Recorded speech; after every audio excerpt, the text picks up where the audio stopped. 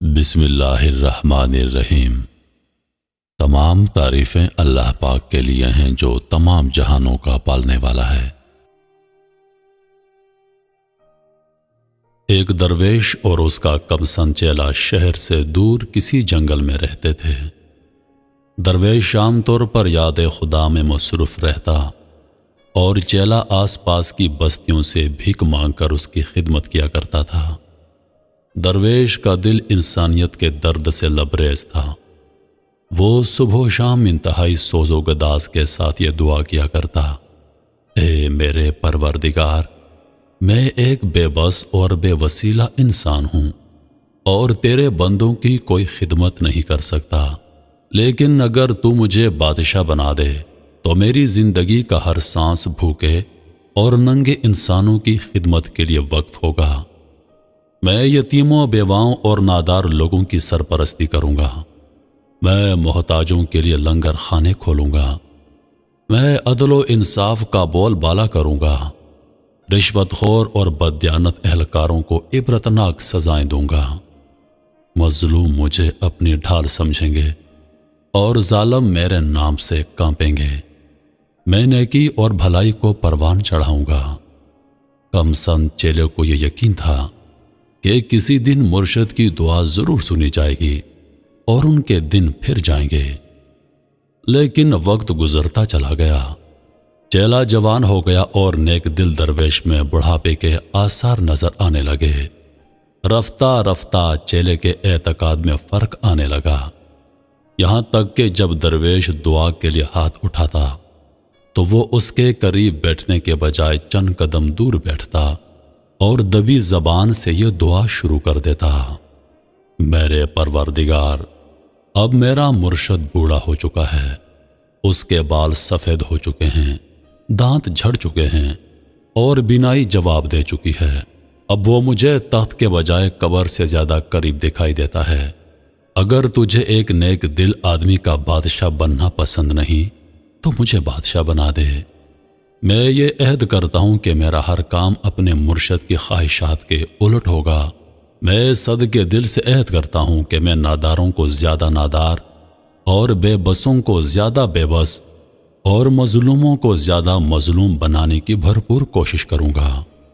میں چوروں اور ڈاکوں کی سرپرستی کروں گا۔ میں شرفا کو ذلیل کروں گا اور ذلیلوں کو عزت کی کرسیوں پر بٹھاؤں گا۔ میں راشی اور بددیانت اہلکاروں کی سرپرستی کروں گا۔ ابتدا میں یہ ہوشیار چیلا چھپ چھپ کر دعائیں کرتا، لیکن آہستہ آہستہ اس کا حوصلہ بڑھتا گیا اور کچھ مدت بعد اس کی حالت تھی جب مرشد دعا کے لیے ہاتھ اٹھاتا تو وہ بھی اس کے قریب بیٹھ کر بلند آواز سے اپنی دعا دہرانا شروع کر دیتا۔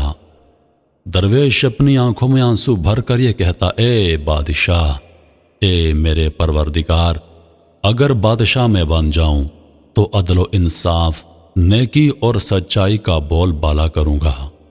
چیلا کہکا لگا کر کہتا: اگر میں بادشاہ بن جاؤں تو ظلم اور بدکاری کا جھنڈا بلند کروں گا۔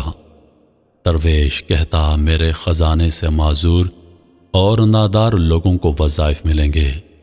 چیلا کہتا: میں ان پر سخت جرمانے عائد کروں گا۔ درویش اسے ڈانٹ ٹپٹ کرتا اور بسا اوقات ڈنڈا اٹھا کر پیٹنا شروع کر دیتا، لیکن چیلا اپنی روایتی نیاز مندی کے باوجود اپنے موقف پر ڈٹا رہا۔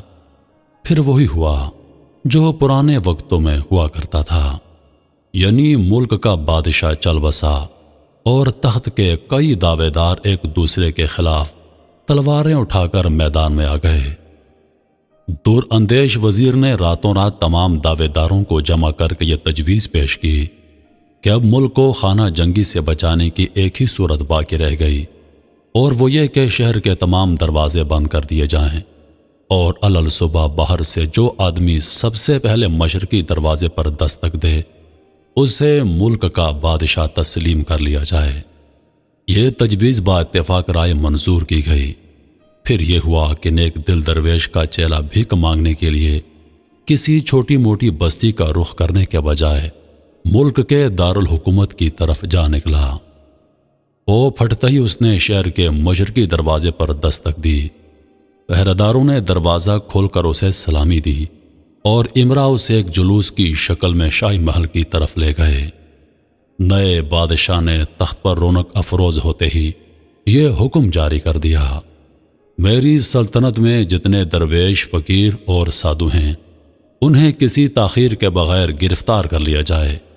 اس حکم کی تعمیل کی گئی، لیکن خوش قسمتی سے نئے بادشاہ کے مرشد کو کسی طرح یہ پتہ چل گیا کہ اس کے ہوشیار چیلے کی دعا قبول ہو گئی ہے اور وہ سرحد عبور کر کے کسی دوسرے ملک میں چلا گیا۔ اس کے بعد جو ہوا وہ کسی تشریح یا تبصرے کا محتاج نہیں۔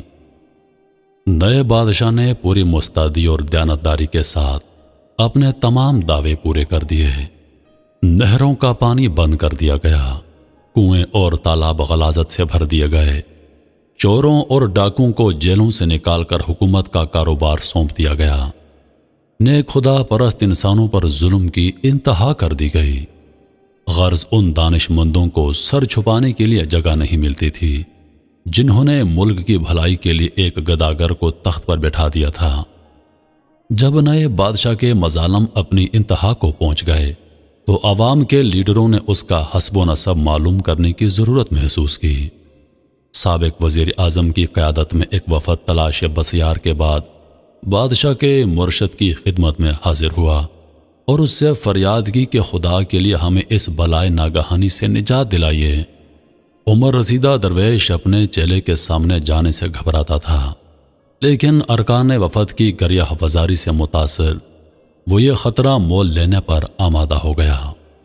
جب وہ دربار میں حاضر ہوا تو بادشاہ سلامت کو اپنے پیر و مرشد کی طرف دیکھتے ہی اپنا ماضی یاد آ گیا اور اس نے کہا، پیر و مرشد فرمائیے میں آپ کی کیا خدمت کر سکتا ہوں؟ درویش نے جواب دیا، میں اپنے لیے کچھ نہیں مانگتا، میں صرف تمہاری عوام کے لیے رحم کی اپیل کرنے آیا ہوں۔ تم اقتدار کے نشے میں وہ زمانہ بھول گئے ہو جب بھیک مانگا کرتے تھے۔ خدا سے ڈرو، یہ سب فانی ہے، اگر ہو سکے تو موت سے پہلے کوئی نیک کام کر لو۔ بادشاہ نے تلخ ہو کر جواب دیا، دیکھیے قبلہ، آپ میری قوت برداشت کا امتحان لینے کی کوشش نہ کریں، یہ آپ کی خوش قسمتی ہے کہ آپ میرے مرشد ہیں اور میں آپ پر ہاتھ ڈالتے ہوئے گھبراہٹ محسوس کرتا ہوں۔ آپ مجھے جی بھر کر گالیاں دے سکتے ہیں، لیکن خدا کے لیے ان لوگوں کے ساتھ کسی نیکی کا مشورہ نہ دیں۔ آپ کو یاد ہے ہم دونوں ایک ہی وقت میں دعا مانگا کرتے تھے، پھر کیا وجہ ہے کہ آپ کی دعا قبول نہ ہوئی؟ قدرت نے مجھے بادشاہ بنا دیا۔ اگر ان لوگوں کے اعمال ٹھیک ہوتے اور قدرت کو ان کی بھلائی مقصود ہوتی تو آپ ان کے بادشاہ بنتے، لیکن یہ بدبخت تھے، انہیں اچھے برے کی تمیز نہ تھی اور قدرت نے ان کی بدعمالیوں کی سزا دینے کے لیے مجھے بادشاہ بنا دیا۔ اب میں مرتے دم تک اپنا پروگرام پورا کرتا رہوں گا۔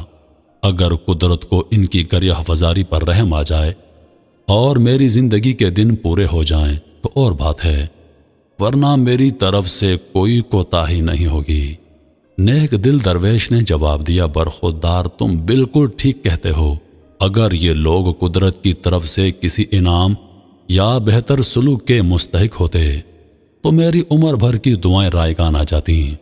یہ لوگ جنہوں نے میرے بجائے تمہارے سر پر تاج رکھ دیا ہے، اس قابل نہیں کہ ان پر رحم کیا جائے۔ تم شوق سے اپنا کام جاری رکھو۔ تو میرے محترم عزیز دوستو، یہ تھی بہت صدیوں پہلے کی کہانی، لیکن اگر دیکھا جائے تو یہ آج کی بھی کہانی ہے۔ یہ ہر دور کی کہانی ہے، یہ ہر وقت کی کہانی ہے۔ اگر ہم اپنے اعمال کو دیکھیں، اگر ہم اپنے ملک کو دیکھیں، ہم ہمیشہ فریاد کرتے ہیں کہ ہمیں اچھا حکمران نہیں ملا، لیکن وہ کیا خوب کہتے ہیں کہ جب تک انسان خود کو نہیں بدلتا، جو قوم خود کو نہیں بدلتی، جو قوم جیسی ہوگی اس پر حکمران بھی ویسا ہی مقرر کیا جائے گا۔ جب تک ہم خود کو نہیں بدلتے تب تک ہمیں اچھا حکمران نہیں ملے گا۔ ہمارے جیسے اعمال ہیں، اللہ پاک نے ویسے ہی حکمران ہم پر مقرر کیے ہیں۔ انہی لفظوں کے ساتھ میں اجازت چاہوں گا، اس امید کے ساتھ کہ سانسنے وفا کی تو اگلی بار ایک اور ویڈیو لے کر آپ کی خدمت میں حاضر ہوں گا۔ تب تک کے لیے خدا حافظ۔ اللہ پاک آپ سب کا حافظ و نگہبان۔ ہنستے رہیے اور ہمیشہ مسکراتے رہیے۔